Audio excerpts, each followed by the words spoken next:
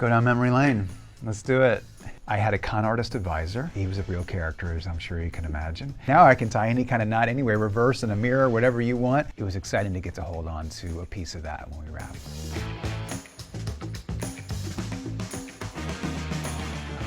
I remember reading the script and thinking, I can't believe some massive A-list celebrity hasn't taken this part because there's so much to the character. I thought that he had this great duality that you're always looking for in a character, where he has one kind of ephemeral public-facing self and another inner self that he keeps, close to his vest. And there was sort of just a playfulness in the character that I thought would be fun to get to do for 6 seasons. I was just thrilled to have the opportunity to audition for it. I couldn't believe no one else that was a huge celebrity had taken the role already. So I came in and I read for it, and then there were studio tests, and I remember the studio got on board very quickly, and then I did my first test for the network. I was the creative's choice, but the powers that be up above really had their mindset that the actor they wanted was going to be in their 40s and be British. And so I had a lot of work to do in sort of restructuring that for them. I remember the first time I read with Tim, just immediately thinking to myself, that's our guy.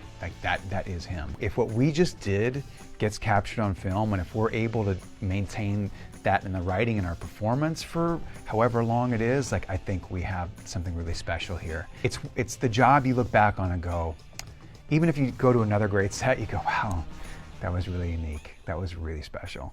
I had a con artist advisor who was he was a real character, as I'm sure you can imagine. And he was there to teach me sleight of hand, to teach me how to pick a lock, whatever it was on the day, to break into a building, whatever it was. But I would be learning these things like an hour at the most before I shot them. It's so funny because sometimes I'll go to a jewelry store or something like that, and I see security get a little bit extra conscious and come up to the desk, and I'm like, hey, that was for pretend, right? I'm not gonna actually steal jewels or this piece of art from your store. We're good. Look, when I got that show, I had, I think, one suit to my name, and it was the wrong size. So it was such a sartorial education for me on that show. I learned how to tie a knot, basically. Now I can tie any kind of knot anyway, reverse in a mirror, whatever you want, bow tie on camera, got it. I'll maintain continuity. But at the time, I was learning about all these things as he was, and it was such a cool way to drop into the character because it informed the way he moved and the way he interacted with the world. It was exciting to get to hold on to a piece of that when we wrapped.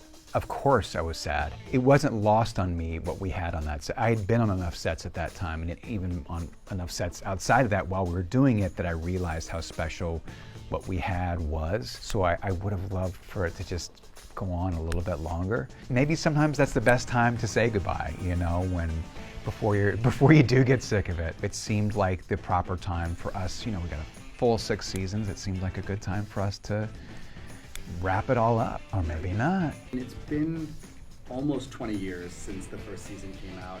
Oh my God, has it really? That's my teeth getting longer.